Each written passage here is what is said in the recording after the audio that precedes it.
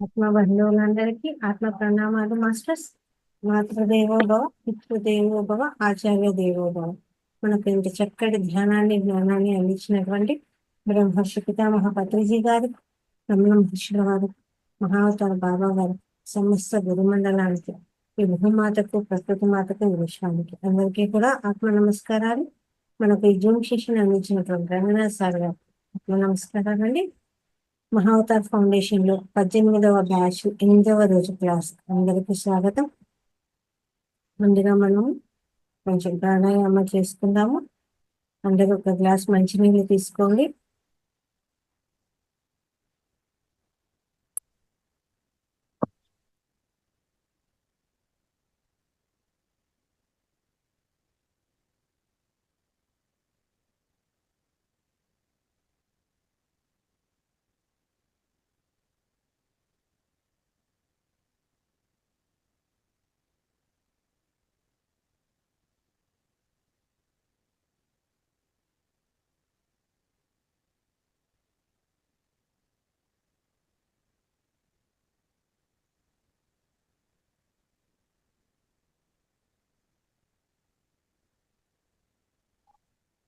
అనులోమ విలోమ ప్రాణాయామ చేద్దామండి. ఎడమ చేతిలో చిన్ముద్ర, కుడి చేతిలో విష్ణుముద్ర. రైట్ క్లోజ్ చేద్దాము.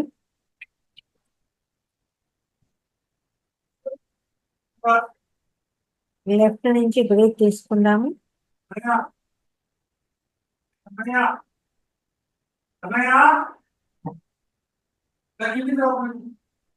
లెఫ్ట్ నుంచి బ్రేక్ తీసుకొని రైట్ నుంచి బ్రేక్ అవుట్. ఇప్పుడు రైట్ నుంచి బ్రేక్ తీసుకుంటామండి.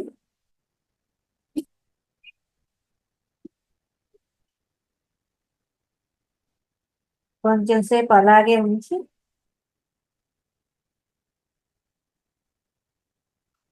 లెఫ్ట్ నుంచి బ్రీత్ అవుట్. ఇప్పుడు లెఫ్ట్ నుంచి బ్రీత్ తీసుకుంటాము.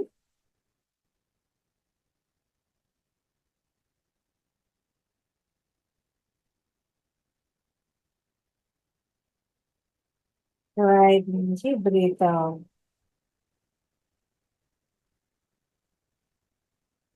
రైట్ నుంచి బ్రీత్ తీసుకుంటాము.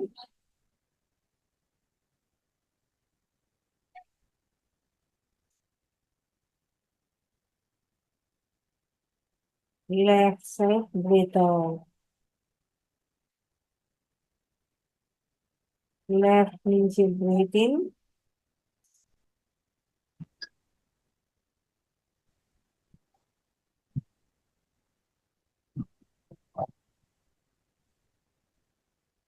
Right side breath out.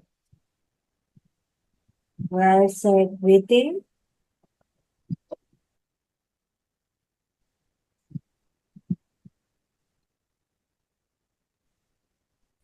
Left side breath out. Left breath in.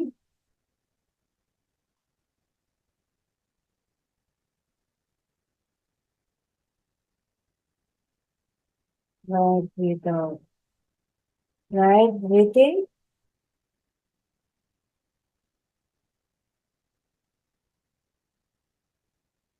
Left breathe out. Left breathe in.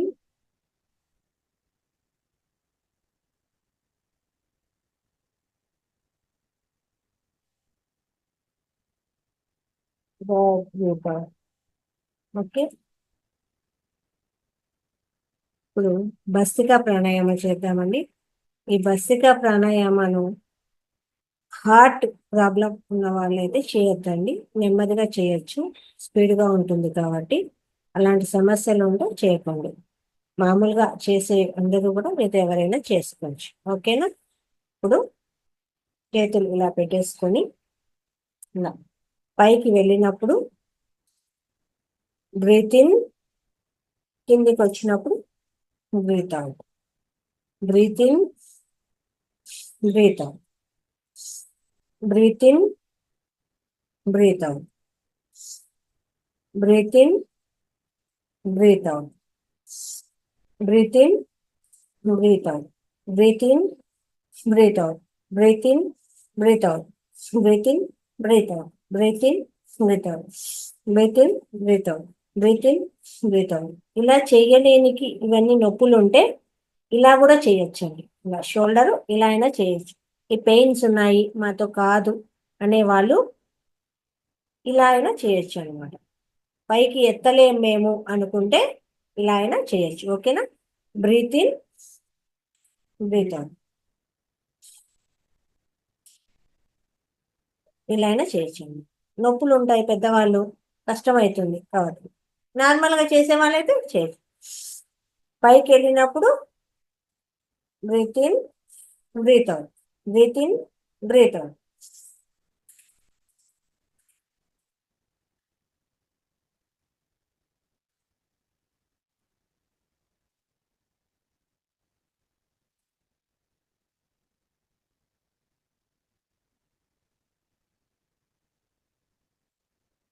1, 2, 3, 4, 5, 6, 7, 8, 9, 10. ఇలా 10, 15, 20, 25, 30 అలా మనము పెంచుకుంటా పోవచ్చు రోజు రోజు. ఇప్పుడు 10 చేసామనుకోండి, మళ్ళీ సాయంకాలం 15, ఆ తర్వాత రేపు 20. ఒకేసారి చేయకుండా రోజు రోజు కౌంట్ పెంచుకుంటూ 50 వరకు కూడా చేయొచ్చు. 50, 60 కూడా ఒకటేసారి 50 కూడా చేయొచ్చు. ఇది భస్త్రికా ప్రాణాయామం. ఓకేనా? అందరూ కూడా ఒక గ్లాస్ మంచినీళ్ళు తీసుకొని స్థిర సుఖాసనంలో కూర్చుందాము.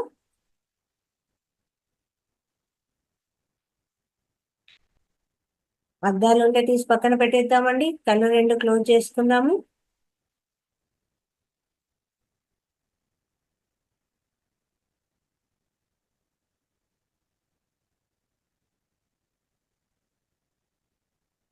అమ్మా, నైటీ వేసుకున్న వాళ్ళు పైన ఒక పైట వేసుకొని కూర్చోండి. ఎందుకంటే అందరూ వీడియో అందరికీ వెళ్తుంది కదా.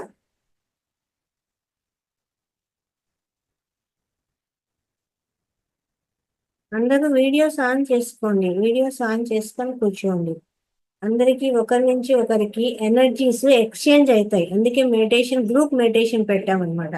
ఒకరి నుంచి ఒకరికి ఎనర్జీస్ మొత్తం కూడా చక్కగా ఎక్స్చేంజ్ అవుతాయి. కాబట్టి వీడియోస్ ఆన్ చేసుకొని కూర్చుంటే మంచిది. అందుకే కదా చెప్తాము గ్రూప్ మెడిటేషన్ అని.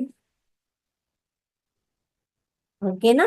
వేళ్ళలో వేలు వేసుకుందాము. చక్కగా కాళ్ళు క్రాస్ చేసుకుందాము. కింద కూర్చున్న వాళ్ళైతే స్థిర సుఖాసనంలో కూర్చుందాము. పైన కూర్చున్న వాళ్ళైతే ఇలా కాళ్ళు క్రాస్ చేసేసి కూర్చుందాము. చక్కగా కళ్ళు క్లోజ్ చేసేసి శ్వాసనే గమనిస్తామండి. శ్వాస మీద ధ్యాస. ఆ శ్వాసను గట్టిగా తీసుకునే పని లేదు, అలాగే గట్టిగా వదిలే పని లేదు. సహజంగా సరళంగా జరిగే శ్వాసని మనం గమనిస్తాం. మనం కూర్చున్నా, పడుకున్నా, నిల్చున్నా, ఆహారం తీసుకున్నా, ఏ పని చేసినా శ్వాస అదంతకదే జరుగుతూ ఉంటుంది. అలాంటి సరళంగా సహజంగా జరిగే శ్వాసను ఇక్కడ మనం గమనిస్తాము. మన శ్వాసే మన గురువు. మన అంతరంగంలోకి మనం ప్రయాణం చేస్తాము.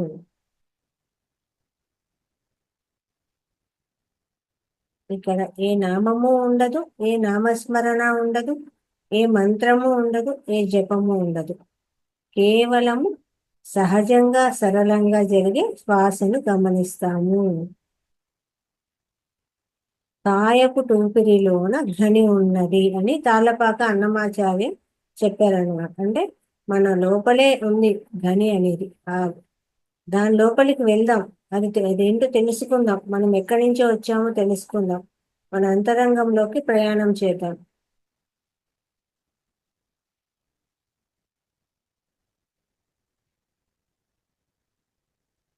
ముక్కులోని గాలి ముక్తికి మరి దారయ్య అన్నారనమాట వేమన గారు. అంతా కూడా మన లోపలే ఉంది. మన ముక్కులోని గాలే మన ముక్తికి దారి, మోక్షానికి దారి. మోక్షము అంటే కర్మరహితంగా ఉండడము. ఎప్పుడైతే కర్మలు లేకుండా ఉంటుందో అప్పుడు మోక్షాన్ని వచ్చినట్టు అన్నమాట. ఆ కర్మలు పోగొట్టుకోవాలి అంటే ధ్యానం చేయాలి, శ్వాస మీద ధ్యాస పెట్టాలి. ధ్యానాగ్ని దగ్ధ కర్మాణం. ధ్యానం చేస్తే కర్మలన్నీ దగ్ధమవుతాయి. ధ్యానం చేయడం, ధ్యాన ప్రచారం చేయడం, అలాగే ధ్యాన సేవ చేయడం, ఇవన్నీ కూడా మనకు కర్మల్లో భాగమే ఉన్నది. ఆ కర్మలను పోగొట్టుకోవడానికి దారి. ఎంత ఎక్కువ సాధన చేస్తామో అంత తొందరగా ఆ కర్మరహిత స్థితికి చేరుకుంటాము.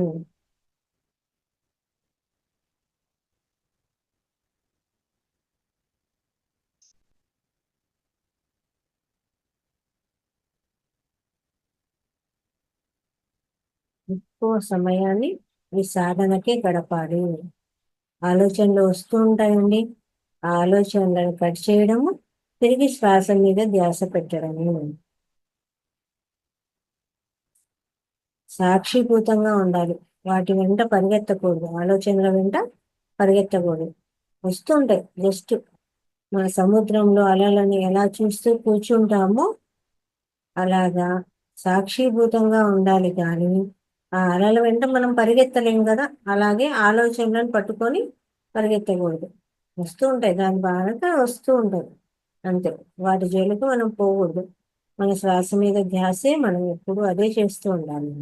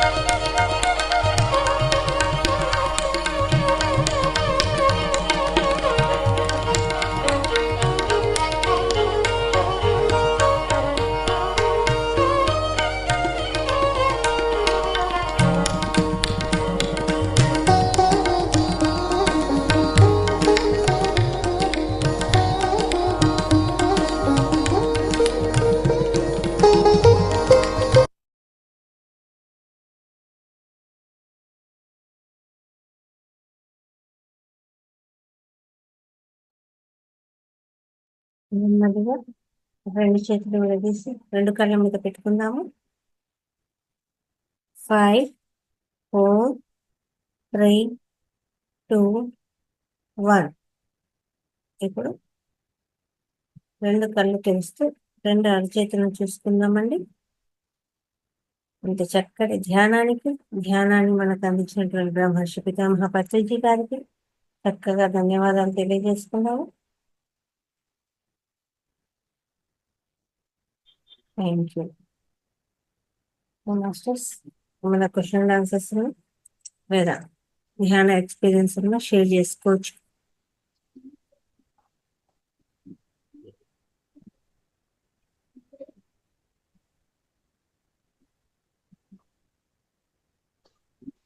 లేదు సార్, అన్మ్యూట్ చేసుకుని మాట్లాడండి సార్. నమస్తే. నమస్తే అమ్మా. ఈ మహావతార్ బాబా కేవ్స్ లో ఉన్నారు కదా, మరి వారికి ఆహారం ఎట్లా దొరుకుతుంది? ఆహారం తీసుకుంటారా? మహా అవతార్ బాబా హిమాలయస్ లో ఉన్నారు కదా, వారికి ఆహారం ఎట్లా దొరుకుద్ది? ఆహారం తీసుకుంటారా, వాయుభక్షణం చేస్తారా? రెండు ఉంటుంది సార్. ఒకటి గాలితోనే వాళ్ళు జీవించడము అనేది ఒకటి స్వమూత్ర చికిత్స విధానము ఒకటి, ఇంకొకటి అక్కడ దొరికే ఫలాలు ఏవైతే ఆ ప్రకృతిలో దొరుకుతాయో వాటితోనే జీవిస్తారు. ఋషులు, సాధువులు, అఘోరాలు వీళ్ళందరూ కూడా ఎవరైనా కానీ వండిన ఆహారంతో ఉండడము అనేది ఉండదు. వాళ్ళ యొక్క మూత్రమే వాళ్ళకు మళ్ళా ఎనర్జీని ఇస్తుంది అని చెప్తారు. ఆ తర్వాత గాలితోనే ఎక్కువ శ్వాసని గమనిస్తూ ఉండడమే. అంటే అతి తక్కువ మనము ఇక్కడికి ఎన్ని సంవత్సరాలు ఉంటాము అని రామంట, ఎన్ని శ్వాసలు అని కౌంట్ చేసుకొని ఆ శ్వాసను తీసుకొని వస్తామంట. కాబట్టి ఇప్పుడు మెడిటేషన్ చేస్తూ ఉంటే మనకి ఏమవుతుందంటే శ్వాస అనేది తీసుకోవడం రాను రాను తగ్గిపోతుంది అనమాట. అలా చేయడం వల్ల మన శ్వాస తీసుకునేది తగ్గుతూ వస్తే ఎన్ని శ్వాసలు మనం లెక్క పెట్టుకొని వస్తామంట. ఎక్కువ శ్వాసను మనం చేస్తూ ఉంటే మన కౌంటింగ్ కూడా తగ్గిపోతుంది. అలా వాళ్ళు బ్రీత్ అనేది చాలా తక్కువ తీసుకుంటారు అని చెప్తారు అనమాట. ఆ శ్వాసను తీసుకోవడమే నిదానంగా లోపల నుంచి తీసుకొని మనం వదిలేది కూడా మనం తీసుకున్నట్టు ఇంత కౌంట్ ఉండదు బ్రీత్. మనమైనా అంతే, ఎవరైనా కానీ ఎన్ని శ్వాసలు అని కౌంట్లోనే వస్తామంట, కానీ ఎన్నేళ్ళు అనేది కాదండి. కాబట్టి అందుకే ఎక్కువ శ్వాస మీద ధ్యాస పెడితే ఆ తీసుకునే బ్రీత్ ఒకసారి తీసుకొని వదిలేదానికి గ్యాప్ ఎక్కువ వస్తుంది అనమాట. అదే సాధన చేస్తూ ఉంటే అది వస్తుంది.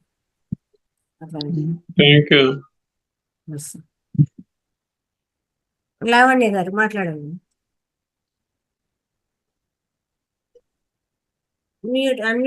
అన్మ్యూట్ చేసుకోవాలి.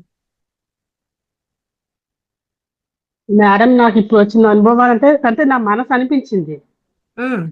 నా మనసు ఎలాగ అనిపించింది అంటే, నేను ఏం చేసే బాధలో ఇలా అనుభవిస్తున్నాను, ఇవి ఎవరు పడకూడదు, నాకు మనసు అంతా అలాగ అనిపించింది.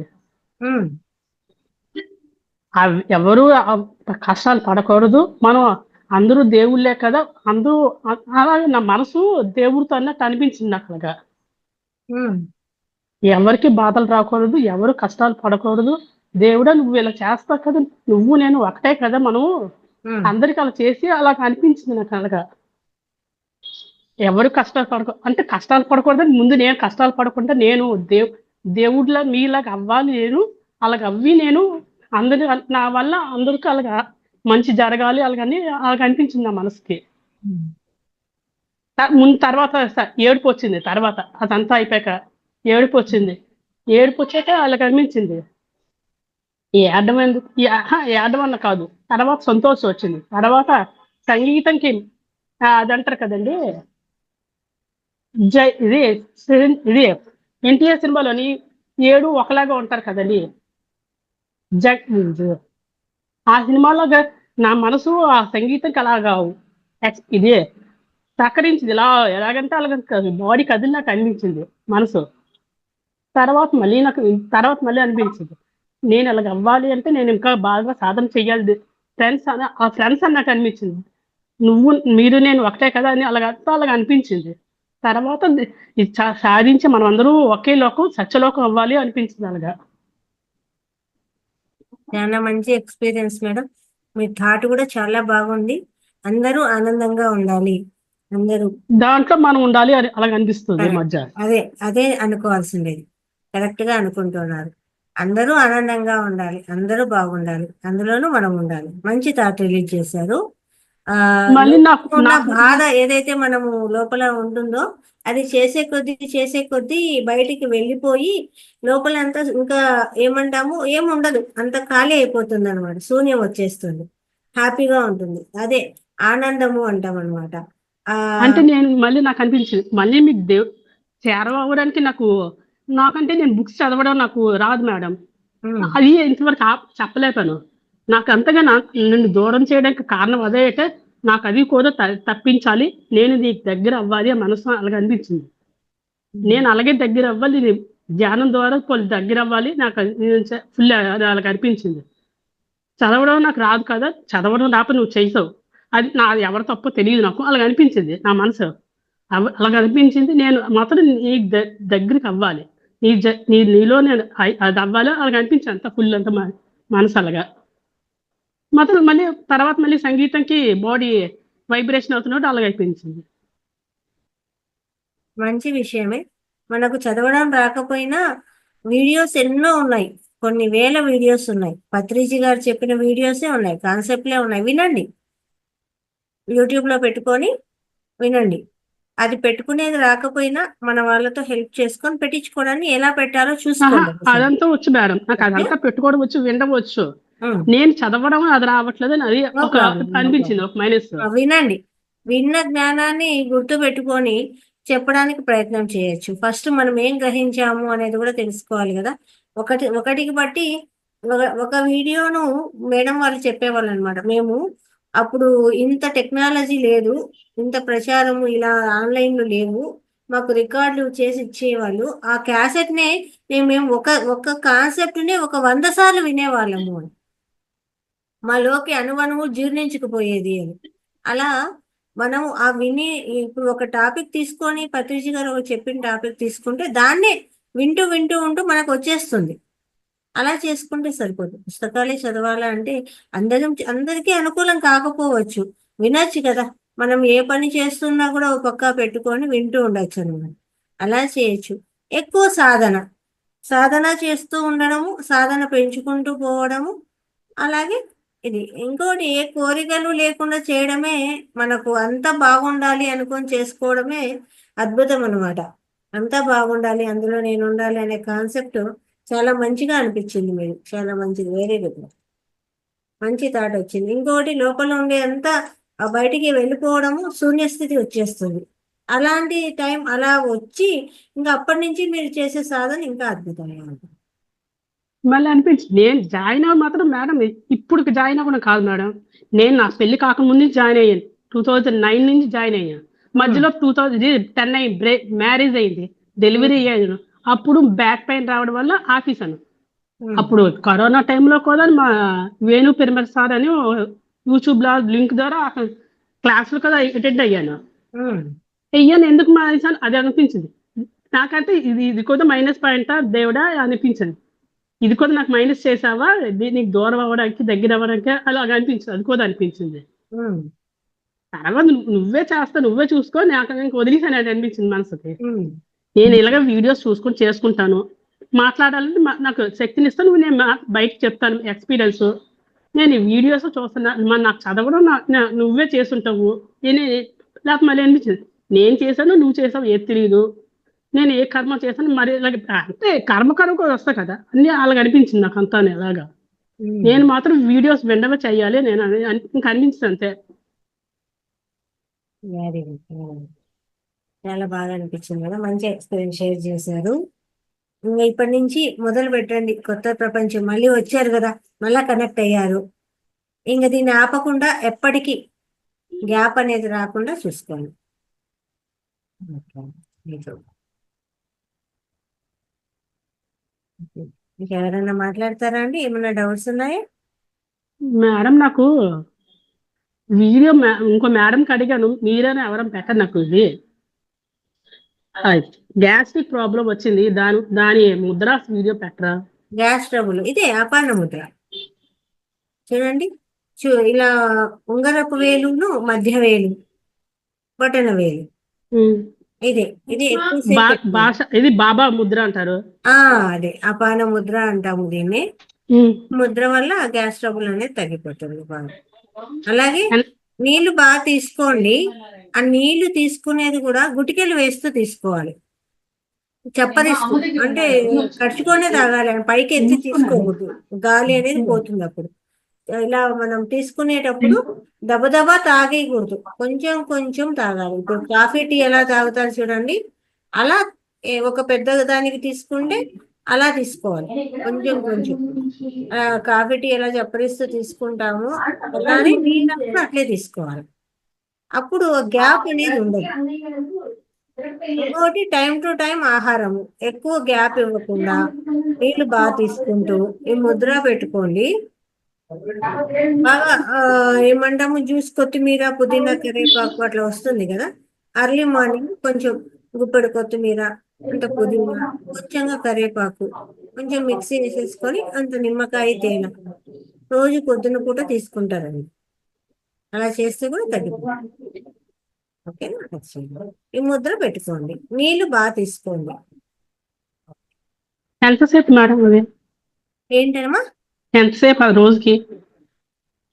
ఇది మనము 45 నిమిషాలు పెట్టుకోవాలి మామూలుగా.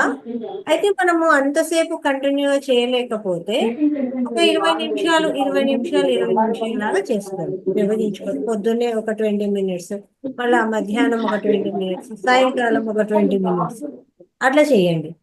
అట్లా చేస్తూ నాకు ఇది తగ్గిపోయింది, గ్యాస్ ట్రబుల్ తగ్గిపోయింది అనే ఆలోచనతోనే కూర్చోండి.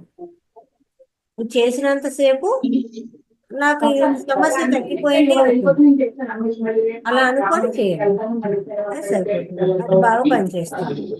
అంటే రోజు క్లాస్ లో మార్నింగ్ ఉంటాను, ఇప్పుడు ఈ టైంకి ఉంటున్నా, 2 పూటలు ఆ ముద్ర వేసుకుని కూర్చుంటాను. క్లాస్ లో ఉన్నప్పుడు కాదు, క్లాస్ లో ఉన్నప్పుడు ధ్యానం చేసేటప్పుడు మనం ధ్యాన ముద్రే.